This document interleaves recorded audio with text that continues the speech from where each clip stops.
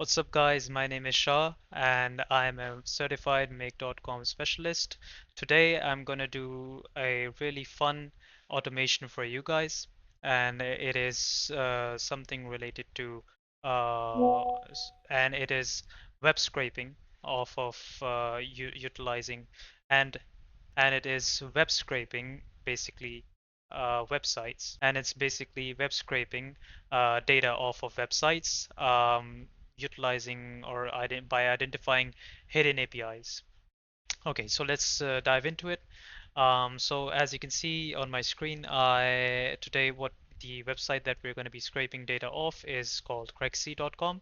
I've already looked up something a location on it. It could be anything. Uh, for example, I've taken Los Angeles, California over here, and you can see that there are a bunch of property listings over here. So, what's important is once you're at the page where your desired data might be, what you need to do is that you need to inspect it. You can simply do this by right clicking on the page and clicking inspect, or maybe you can click on or you can simply just do Control Shift I. Okay, so once your DevTools is open, what you need to do is okay, it did not register the network request. Let's refresh this so that we have the network requests. Okay, so we have our network requests over here. So what you need to do is you need to find the ones which might have the data which you're looking for. You so in order to identify the hidden API, you need to first find okay, so this one is there. So there are like lots of requests over here. So I've already taken out a request which is known as search. So basically it is the hidden API. You can see how I was able to identify whether this was an hidden API or not by looking at the preview. It's got the data, which is of use to me. It's got descriptions, it's got asking prices of properties, and it consists of payloads and headers, just like any other API call or a network request would have. Okay, so you can see that this is the request URL over here. So this is api.crexy.com. It's apparently their backend server domain name, which they are basically making the API calls to. So so now we have our hidden API. So what are we going to do? We are going to use this in make.com. So let's go over there. Okay.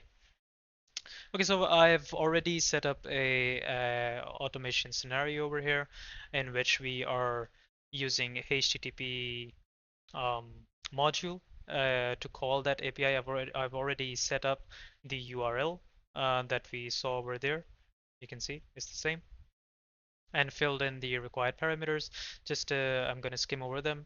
The request was of post method, so I selected post. You can see and then filled in the headers. You can go into the network. We're already at headers, and you can see all of the response headers over here.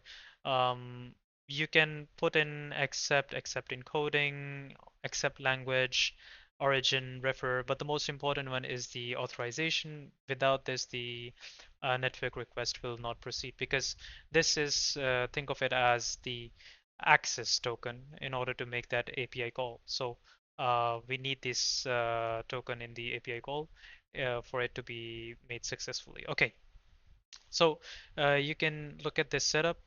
You can simply set these up yourself if you're creating this automation. And then there's another field called user agent. So basically this was copied off the headers as well. You can see on the bottom over here.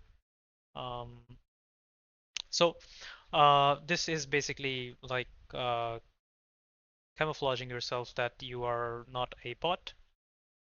So that's why this is necessary. Uh, And then I selected body type as raw, content type as JSON, um, and I filled in the payload. So this payload is pretty big. So what you can do is just simply go to the payload itself, and then you can right click over here and then copy object.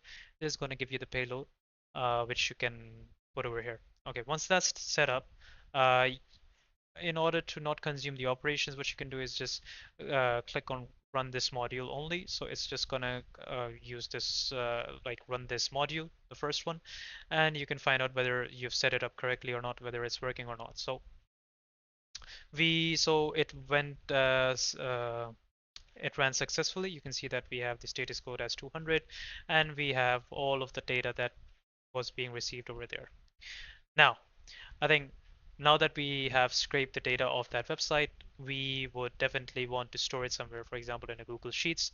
That's exactly what I've done. So I've set up an iterator. Basically, an iterator is the same as a for loop. It just iterates over the elements and then generates a response, or you can manipulate or do anything with each of the elements in the array. So I've passed in the array data, which is over here, which consists of all of our information. So that's the parameter that I passed over here. Next, I have set up the Google Sheet. First, you need to establish a connection with your own Google Sheet. You can select the necessary stuff. In my case, this is properties scrape data, which I've already created a spreadsheet with that name. Uh, so next is the sheet name. You can see Rexy data, which I inputted there. Don't worry about that. You don't need to type it. Make.com automatically detects your Google Sheet, and it's going to give you the options to select from. So I kept the table contains headers as yes. Obviously, it does not have the headers, but you can map them manually. You can see. Obviously, you need to know which data is being mapped or which data is which.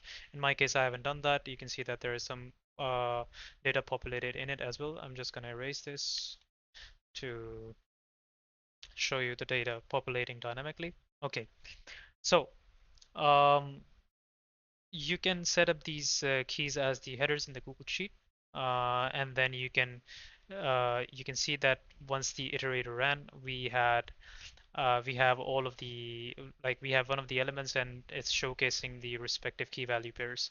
So you can select the keys that you want to basically plug into your Google Sheet. It's going to be for column A, column B, column C. It's going to do that for each of the elements in the array. Okay, then the next I have utilized the makes tools module in which I'm utilizing sleep and giving it a delay of 1 second, so that no record gets skipped. This is purely optional. You can remove it if you want. Okay, so let's just run this scenario once and see the magic.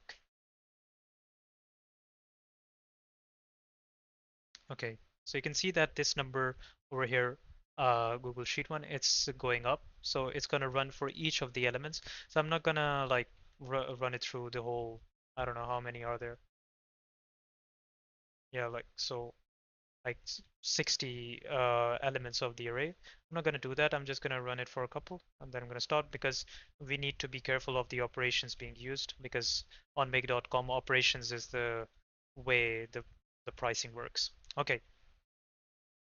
So you need to be like careful in the calculation of it. You need to have the automation optimized. Okay, so you can see that my data got populated in the Google Sheets. You can see I've got all of the necessary information, and this all happened automatically. Obviously, you can set up your automation to run every day. Maybe there are some new listings on Crexy that you want, and the automation, the scenario will run um, on a schedule. You can see that you can put up schedule setting over here and turn the toggle on from here. Like every 15 minutes, it's gonna run. Okay, so that's it for today. That's it for today. I hope you guys enjoyed this brief automation session. And if you guys need any help or setting up an automation or anything regarding automation, you can always send me a DM. And I hope you guys enjoyed it. So stay tuned for more videos like this. Thank you.